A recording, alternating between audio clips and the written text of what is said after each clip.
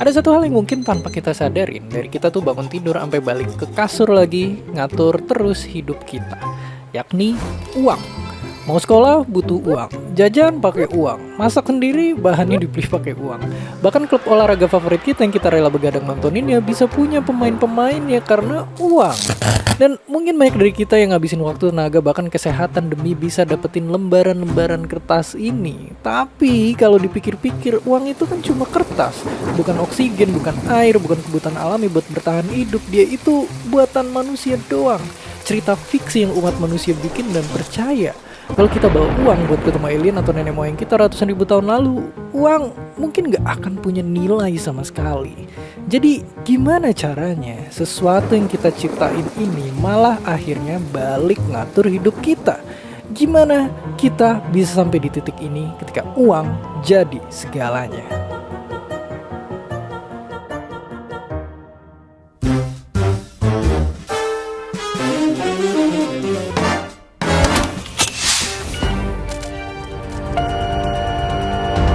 Oke, biar benar-benar ngerti kita itu harus mundur jauh, yakni ke masa ketika umat manusia baru aja ngelakuin revolusi besar. Kita berhasil mengolah tanah. Pencapaian yang bukan diraih karena sekedar ingin tahu, melainkan karena terpaksa, kelaparan, dan bayangin selama ratusan ribu tahun manusia nyari makanan dengan berburu dan metik buah liar. Tapi lama-lama sumber makanan akhirnya makin langka, apalagi jumlah kita makin berlipat ganda. Akhirnya umat manusia pun mulai ngembangin cara ajaib numbuhin makanan dari tanah. Dunia pun berubah untuk selamanya. Dulu hasil berburu cuma bisa ngasih makan segelintir orang. Dengan bertani buat pertama kalinya manusia bisa punya kelebihan makanan. Tapi kelimpahan ini bikin manusia buat pertama kalinya juga harus mikirin gimana cara nyimpennya. Makanya muncul peran baru di masyarakat purba, pengurus gudang penyimpanan. Mereka nggak nanam biji, nggak susah manen, tapi di tangan mereka keputusan itu diambil. Dari tumpukan biji-bijian lahir peran pemimpin dan pemuka agama pertama kalinya. Dan perlahan-lahan orang mulai kenal konsep milik pribadi dan upeti. Dan dari sinilah tulisan lahir. Tulisan pertama kali dipakai buat ngitung penyimpanan hasil tani di peradaban zaman dulu. Dan disinilah muncullah uang.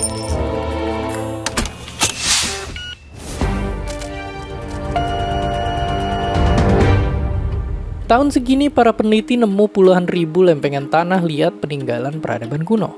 Ada banyak lempengan yang awalnya dikira peneliti cuma catatan pemerintah yang bosenin.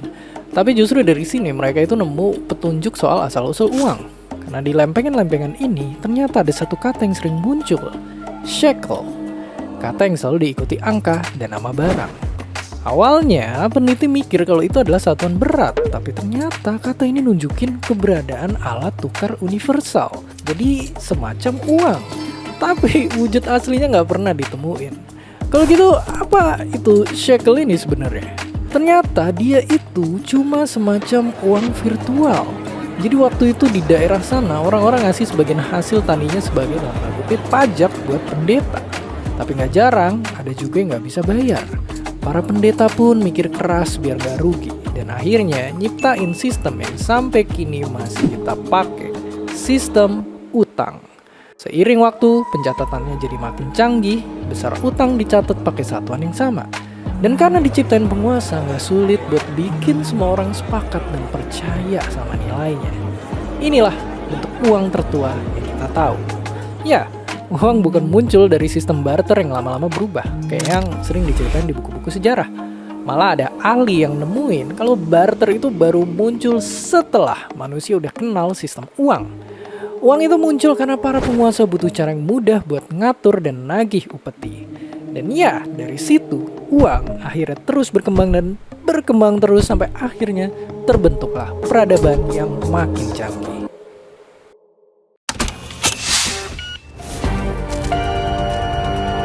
Sekarang ayo kita lombatin waktu. Ayo ke Eropa di tahun segini. Jadi kita akan ngelihat orang-orang ditangkap sama tentara, penjara, disiksa, bahkan dibunuh. Inilah nasib orang-orang yang berontak dan gak mau kerja di ladang para bangsawan. Ya, saat itu hampir semua tanah dikuasain sama mereka. Orang-orang biasa yang nurut dibolehin tinggal di dekat ladang dengan syarat mereka bertani dan nyetor hasil panennya ke si bangsawan. Tapi selain bangsawan, tentara, dan rakyat biasa, ada satu lagi lapisan masyarakat saat itu, yakni para pedagang. Awalnya mereka dianggap remeh, tapi terus ilmu pengetahuan makin maju, bikin mereka akhirnya bisa jual beli sama pedagang lain dari ujung dunia dan dapetin keuntungan yang luar biasa besar. Ngelihat banyaknya uang yang bisa ditumpuk, negara pun ikut tergiur. Banyak raja dan ratu yang sponsorin pedagang buat menjelajah dunia dan nyari bahan berharga yang nggak jarang didapat dengan menjajah dan memperbudak warga negeri seberang. Sebagian keuntungan dari hasil penjualannya diambil sama negara. Di sisi lain, para pemilik tanah juga nggak mau kalah.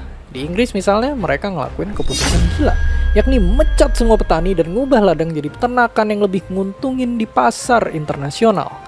Para petani yang dipecat terpaksa nyari kerjaan lain, tapi lowongan yang ada cuma jadi peternak untuk para pemilik tanah. Jadi ya, bos-bos ini nyari peternak untuk nempatin dan ngurus lahan mereka. Tapi sekarang karena numpang tinggal, para peternak disuruh bayar uang sewa. Dan para mantan petani ini nggak punya pilihan lain selain nerima. Tapi karena nggak punya uang buat bayar sewa, akhirnya mereka ngutang dari para pemilik tanah juga. Ya, yang awalnya harus mikirin bertani aja, sekarang mereka mesti muter otak lebih keras buat dapetin keuntungan. Soalnya pengeluaran mereka jadi banyak, mesti bayar uang sewa, bayar utang, dan bayar upah orang-orang yang bantuin mereka. Mencari keuntungan pun jadi tujuan akhir. Di Inggris, dengan kondisi yang berkembang kayak gini, ini tuh ibarat panci berisi sup setengah jadi buat bikin revolusi industri. Mesin uap dalam tanda kutip cuma jadi bumbu terakhir. Bahkan ahli ekonomi ini bilang kalau mesin uap ditemuin pas zaman Fir'aun, mungkin mesin ini cuma bakal jadi pajangan di istana kerajaan buat dipamerin ke tamu-tamu dari kerajaan tetangga. Karena ya, menurutnya masyarakat yang bisa ngadopsi mesin uap besar-besaran cuma mereka yang udah punya pola pikir ngejar keuntungan. Tenaga manusia pun diganti sama tenaga mesin yang lebih kuat dan gak perlu dibayar. Perusahaan bisa jadi lebih efisien dan akhirnya dapetin lebih banyak keuntungan.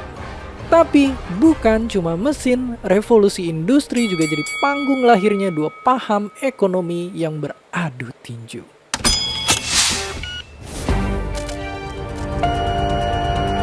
Paham ekonomi pertama ngajak kita ngeliat tangan tak kasat mata. Om-om satu ini bilang kalau setiap orang dibebasin buat ngejar kepentingan pribadi mereka di pasar, hasilnya bakal nguntungin semua orang. Disinilah tangan tak terlihat itu mengatur semuanya. Kalau ada tukang roti yang sebenarnya cuma pengen nyari uang dan bukan pengen bantuin orang lapar, pada akhirnya orang-orang juga tetap bisa dapetin roti yang mereka butuhin. Nah, banyak pengusaha dan penguasa saat itu nganut teorinya Om tadi. Nah, secara alami, pasar harus dibebasin sepenuhnya karena proses jual beli yang bebas pasti bakal berakhir baik. Tapi, apakah benar kayak gitu? Lalu makanya, hampir 100 tahun setelah itu, seorang filsuf dari Jerman nerbitin buku ekonomi yang sampai sekarang masih penuh kontroversi. Ada yang ngelarang, ada yang mati-matiin melajarin, dan ada yang anggap tabu.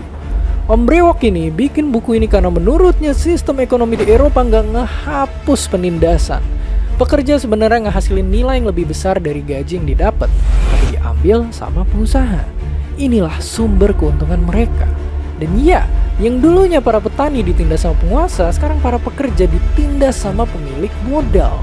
Sistem ini emang nyiptain kemajuan teknologi, tapi di sini kekayaan terpusat di orang-orang yang itu-itu aja.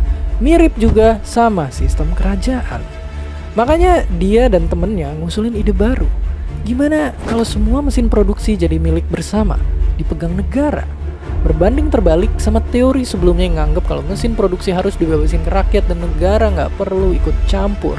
Karena kalau dipegang negara, semua pekerjaan bisa dibagi rata biar nggak ada yang terlalu kaya ataupun terlalu miskin. Dan di dunia nyata, sistem yang mirip gini sempat diterapin sama Uni Soviet. Tapi ironisnya, angan-angan tadi justru berubah jadi mimpi buruk. Karena para petinggi partai komunis lah yang malah jadi penguasa baru yang ngumpulin kekuasaan buat diri mereka sendiri. Misalnya om-om berkumis satu ini yang malah jadi diktator dan ngebunuh jutaan rakyat.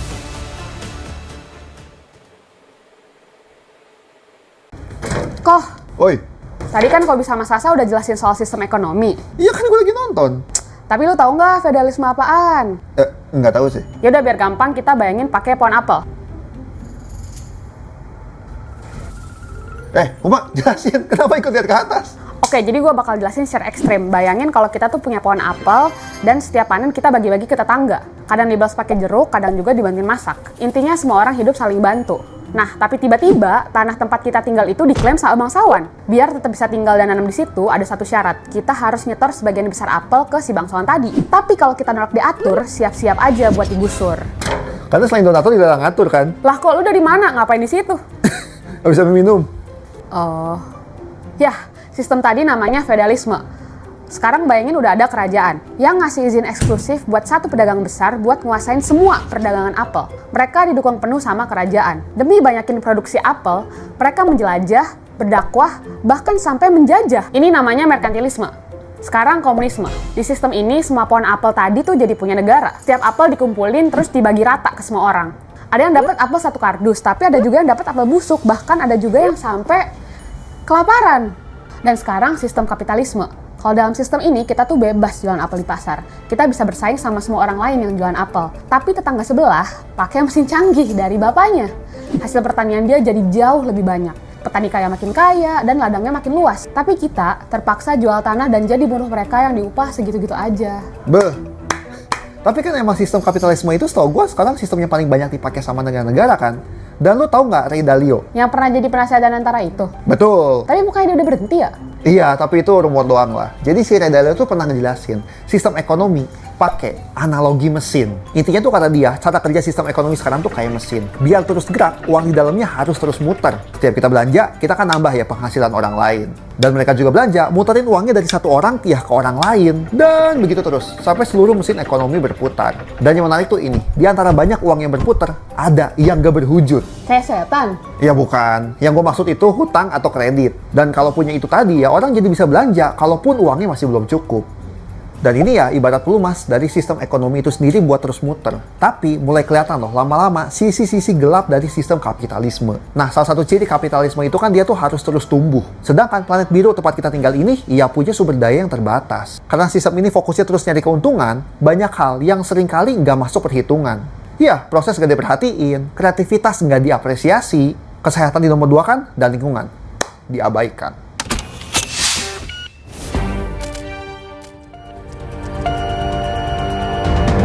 Di dunia kita yang udah ratusan tahun menganut kapitalisme, jurang ketimpangan makin melebar. 1% orang terkaya dunia punya kekayaan lebih banyak daripada setengah populasi manusia.